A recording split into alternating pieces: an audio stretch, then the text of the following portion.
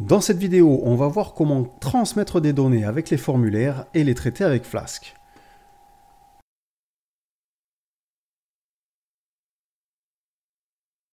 Alors je ne vais pas faire un cours sur les formulaires en HTML, on en trouve d'excellents. Je vais juste faire un rappel sur les principaux widgets que l'on peut utiliser. Donc le plus courant, c'est le widget de type input, qui est idéal pour saisir des données sur une seule ligne. Donc, par exemple, alors il est disponible en plusieurs variantes. Texte, email, password, c'est les plus utilisés. Les autres, c'est quand même plus rare. Et pour terminer, on a le type hidden qui permet de créer un champ caché. On trouve ensuite le text area qui permet de transmettre des données sur plusieurs lignes. Ligne 2, ligne 3. On trouve ensuite le widget de type select qui permet de sélectionner une ou plusieurs valeurs dans une liste déroulante. La checkbox. Le bouton radio qui, lui, à la différence du checkbox, permet de sélectionner une seule valeur parmi plusieurs propositions. Et enfin, un peu plus rare, le champ d'upload de fichiers.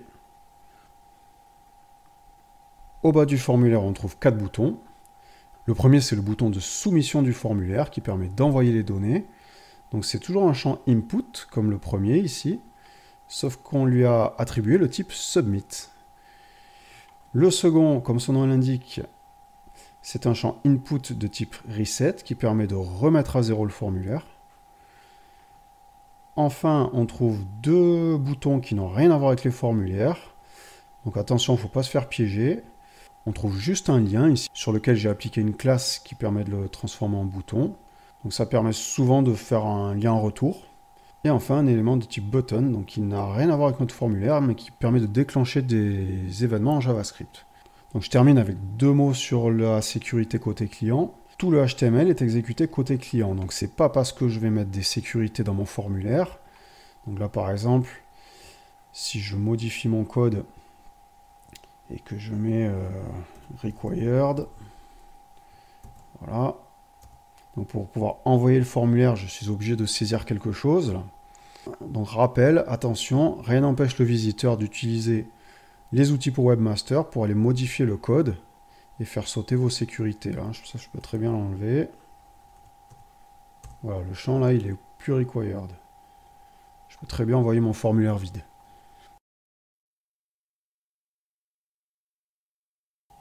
Allez, on va créer notre premier formulaire avec Flask. Donc déjà, je vais me créer un dossier pour les templates. Et je vais me créer mon template que je vais appeler index.html.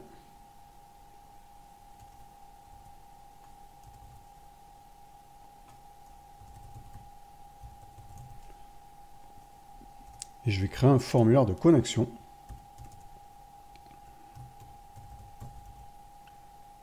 Je commence par ma balise form. On verra après à quoi correspond le paramètre action. On va faire pareil pour méthode.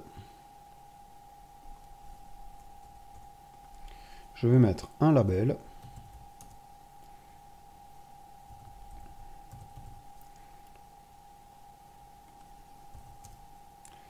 Je vais mettre mon champ de type input.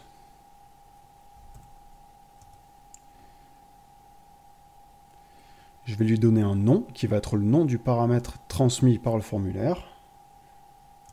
Donc name, je vais l'appeler username. Et pour que le label soit lié au champ, je vais lui donner un ID qui correspond au for du label. Donc là ici c'est username, je vais l'appeler aussi username.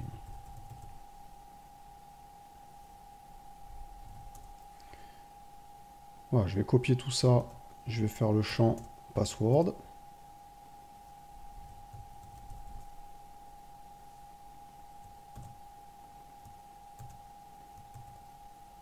Et je vais terminer avec le bouton de soumission. C'est toujours un input, mais cette fois-ci de type submit. On va lui mettre un texte personnalisé.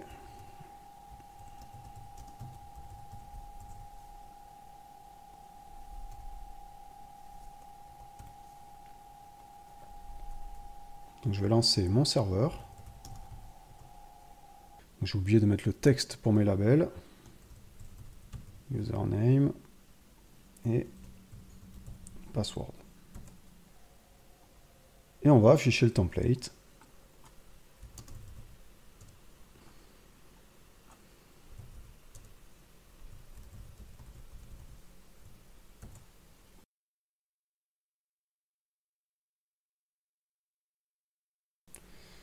Voilà, on voit que le label est lié au champ. Si je clique dessus, ça me redirige dans le champ. Et si je sélectionne des valeurs,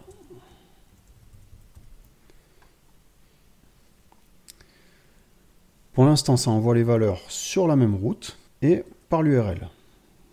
Donc je peux examiner la requête. On voit bien que c'est une méthode get et que j'ai mes deux paramètres qui sont transmis par l'URL. On peut indiquer dans le champ action la route vers laquelle les données du formulaire seront envoyées. Donc là, si je me crée une route,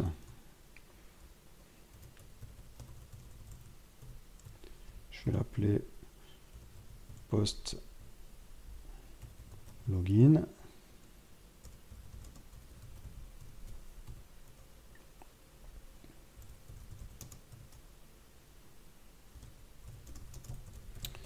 Page de traitement.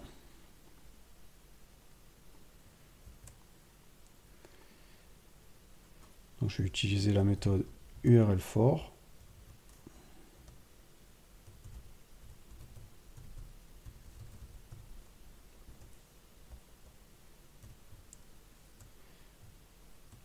Et cette fois-ci, je vais lui dire de transmettre ça en post. Allez, on va actualiser le formulaire.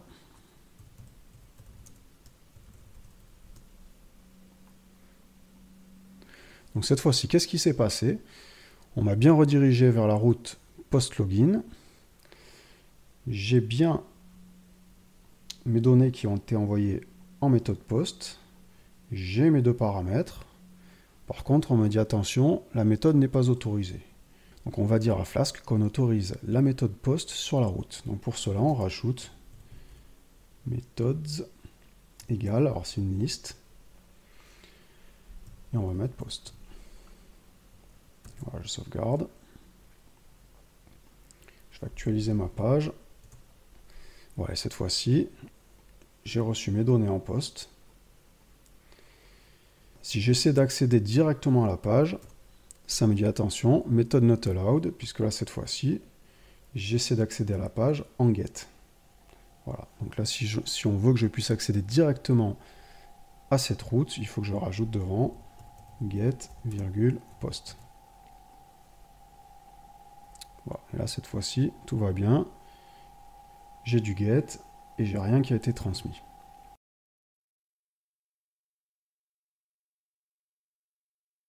On va maintenant récupérer les données du formulaire. Donc je vais sur la documentation, ici. Voilà. Et on voit qu'il faut utiliser request.form et le nom du champ que l'on a donné au formulaire. Voilà, donc le nom du champ il est là, hein, c'est le name. Donc on va essayer. Username égale, donc on va importer request. Request.form. Et c'est username.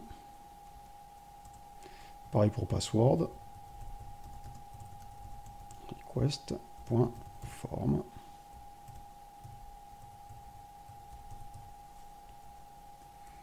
On va les afficher.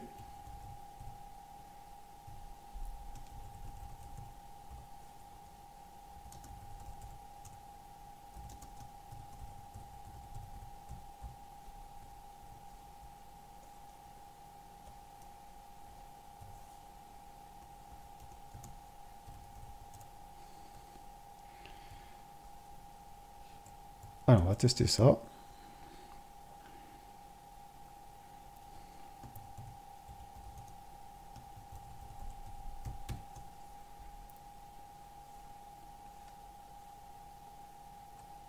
On voit ici que les données ont bien été récupérées. Alors, on va voir une autre petite méthode. Ici, request.method. Alors, je vais modifier un peu mon code. Je vais rester sur la page d'accueil. Je vais transférer mon code ici.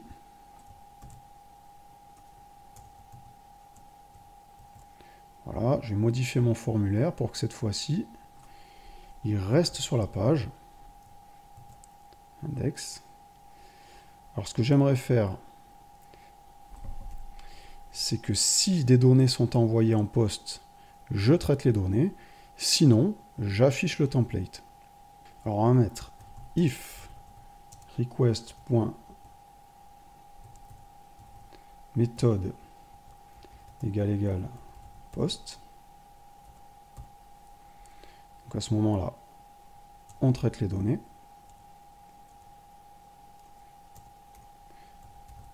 Sinon, on affiche le template. Je vais rajouter la méthode.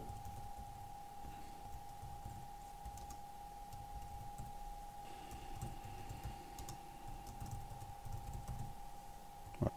Donc là, rien n'est transmis. Ça m'affiche le template. Si j'envoie quelque chose, donc cette fois-ci, si j'envoie quelque chose en poste, c'est la partie traitement qui est exécutée. Voilà. J'en profite pour rappeler qu'il ne faut jamais faire confiance à ce qui est reçu en provenance d'un formulaire. Il faut toujours faire des vérifications. Rien ne nous dit que le username n'est pas vide ou ne contient pas une injection SQL ou quelque chose.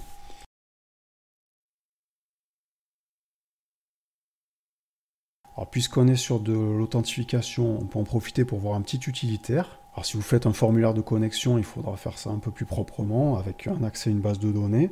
Et vous pourrez en profiter pour utiliser les petites fonctions qui sont ici. Donc, on va les importer.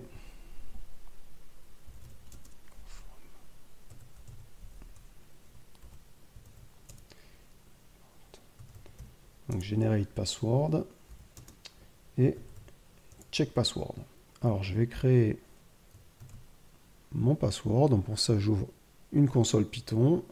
Je vais importer tout ça. Et je vais faire generate password hash. Je vais mettre mon mot de passe. Alors, on va mettre azerty. Voilà. Et là, j'obtiens le hash de mon mot de passe. Que je vais recopier. Donc normalement, ça c'est ce que l'on stocke dans la base de données. Donc je vais le stocker ici. On va mettre admin-password.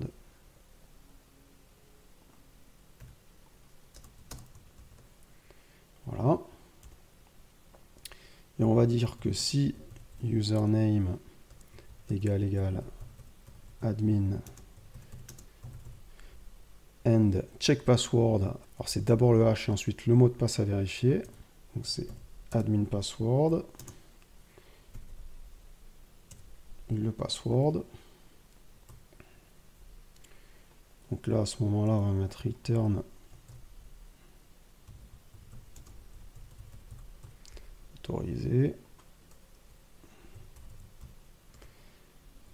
Alors normalement là on affiche un message flash, mais on n'a pas encore vu les messages flash. On peut faire une redirection aussi. On va mettre accès interdit. Allez, on va tester ça. Donc je suis sur ma page d'accueil. J'envoie admin. Azerty. Ça me met bien accès autorisé. Si je me trompe dans le nom d'utilisateur, je mets admina accès interdit. Et si je me trompe dans le mot de passe, toujours accès interdit. Donc ça fonctionne. Si je mets rien, j'ai des champs vides, on reste sur du accès interdit. Voilà, on a fait vraiment un petit tour rapide sur le traitement des formulaires avec Flask. Là maintenant, il vous reste à bien potasser la documentation et à tester des exemples. Ouais, n'oubliez pas que le plus important, c'est de ne jamais faire confiance à ce qui est saisi par l'utilisateur. Si derrière, là, on veut afficher quelque chose, il ne faut pas oublier dans le moteur de template d'échapper tous les paramètres. Cette vidéo est terminée, je vous donne rendez-vous très prochainement pour la suite de la formation.